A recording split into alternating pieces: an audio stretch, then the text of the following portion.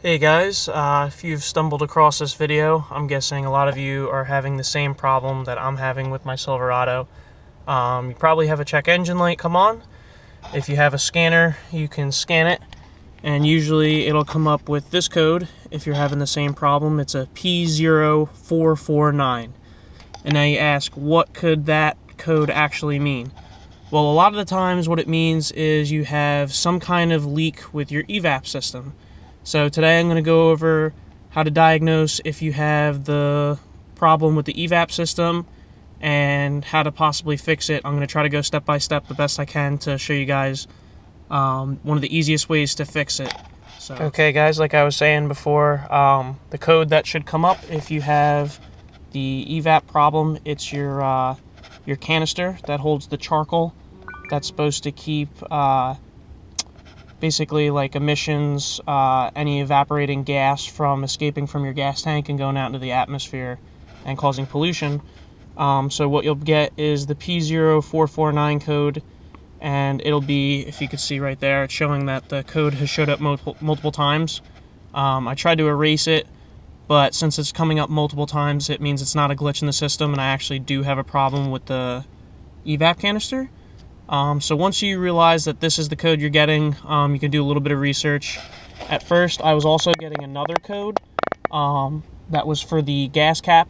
A lot of the times what it'll come up first is that it'll show a warning, or like it'll come up in the message center saying that your gas cap is loose right in this area where all your warnings come up. But I changed the gas cap, and then I still had this code, so I realized that it was my EVAP canister. So now what I'm going to do is go under the truck, show you where the EVAP canister is located, and explain why the problem happens, and step by step how to fix the problem. So here we go. Alrighty guys, now that we are actually underneath the truck, I'm going to show you where the EVAP canister is located and show you part of what the problem is.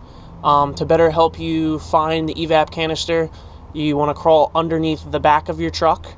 Right behind, as you can see, we're right behind the rear diff, and hold on 1 second, doing this by myself. This is going to be your EVAP canister right here. It's attached to the back of your gas tank, and this is part of the problem. I'll show you right here. This tube goes straight to the gas tank, so any of the evaporating gases that would normally go out into the atmosphere, it's now a closed system because of emissions regulations, and all of the emissions are supposed to come into this canister. There's charcoal in there that's supposed to filter out all the vapors and keep them from getting into the atmosphere. But what the problem is, anytime you go to the gas station, if the gas station attendant overfills your gas tank, gas goes down this line here into the canister and then clogs the solenoid that opens and closes the canister to vent different gases. So basically the easiest way to do this is to disconnect the canister, take the tube apart, and replace it. This part's, depending on where you buy it, could be anywhere from $20 to $100. Best place to buy it, I think, is Amazon. They offer good shipping options, and it's the cheapest there. So give me 1 second, let me readjust the camera, and I'll start going through it. Okay guys, now I'm going to go over step by step how to take the EVAP canister off. So the first step that you want to do is, if you can see this little pigtail connector right there, should be red and blue on most of them. What you want to do is just literally take your finger, pull out on the tab, and then pull down.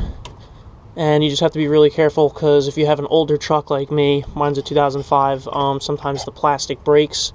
These little clips right here, especially if it's cold out. My canister has already been replaced once because, like I said, it's a problem where the gas attendants overfill it and ruin the canister. So as you can see, usually this hose here is heat wrapped basically to the end of this piece here. But what they've done is taken heater hose and just done 2 clamps. Clamp it once to the hose and then once to the solenoid. That's the easier way to do it. So if yours isn't like that, that means it was never replaced, and you're going to have to take either a heat gun or cut right in here. Just make sure you have enough room to reattach another piece of the heater hose. But basically all I had to do now was loosen this clamp, which is now almost dry rotted. and get that piece off. But once that's loose, you can actually, there's a tab that's right here that holds the canister to the gas tank. So all you have to do is put your finger back here, lift up on it, or push down on it, I'm sorry, and then pull on it towards your driver's side wheel, it looks like. Give me 1 second, I'm going to take it off and then I'll show you. Okay, sorry guys, I needed 2 hands to end up getting it off, but basically now it's a little bit easier. I can show you what I had to do. If you look now that it's off, there's a little clip that's right here. In order to pull the canister off, you'll have enough room to get your finger around the side of the canister. You're going to push down on that to release it from its little track, and then basically what you're going to do is just slide the canister to the left towards your driver's side wheel. And then again, all you're going to have to do is basically then at that point disconnect this hose, which is the vent hose that comes from the gas tank. That's going to be on the other side, which I'll show you right now. So basically this is the old piece. When it's up against the gas tank, it's going to be sitting like this. But basically, like I said, there's going to be the clip that would be right here that you would push down, and then you're going to slide the canister out to the left-hand side. And then this is the part where your vent hose is going to be connected. And so this is the piece that ends up being broken. And also don't forget, you have the piece that is attached with the electrical connection, which is right there. So this is the new piece. Obviously it's a little bit cleaner. I'm going to crawl back under the truck now and show you how to hook everything back up and make it work again. Okay guys, last couple steps here. What we're going to do now is reattach the new EVAP canister.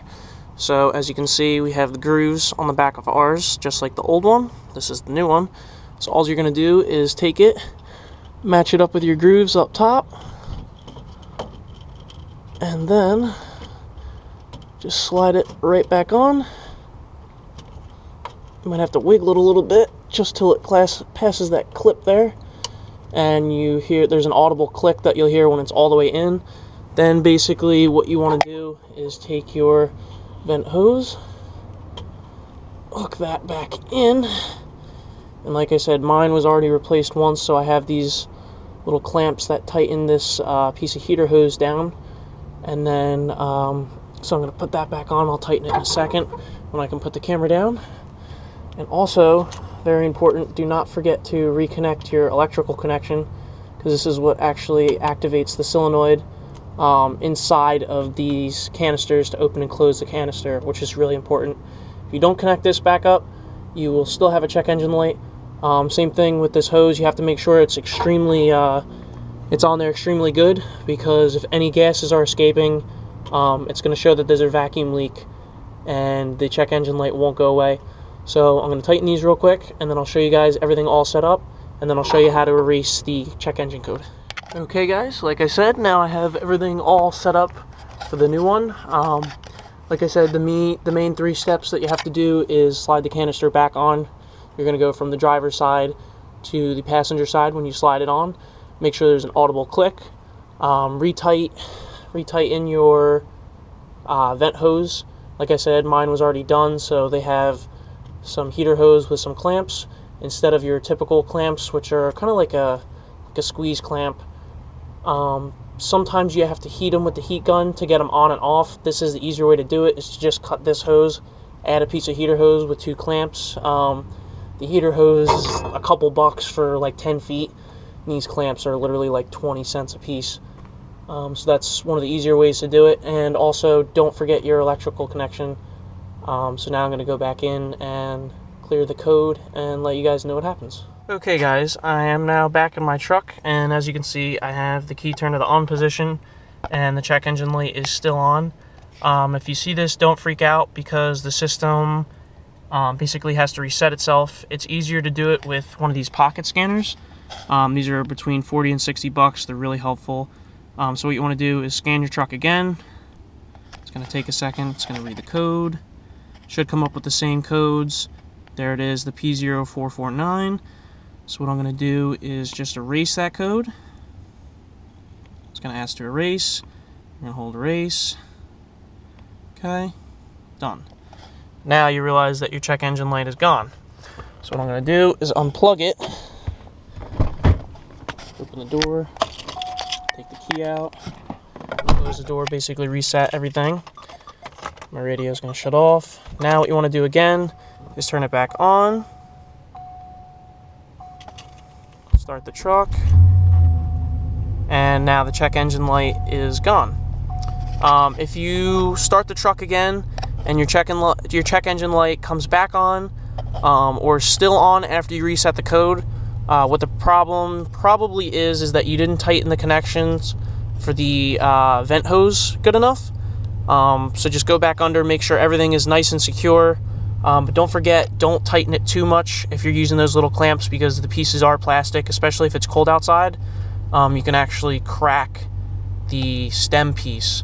I'm going to put up all the links for the actual canister that I bought off Amazon, and try to help you guys out by answering any questions, any comments you guys have. Let me know. I'll try to answer as much stuff as I possibly can. So thanks for watching, guys. I really hope this helps, and like I said, if you have any questions, don't hesitate to ask. I'm here to help you guys. Thank you.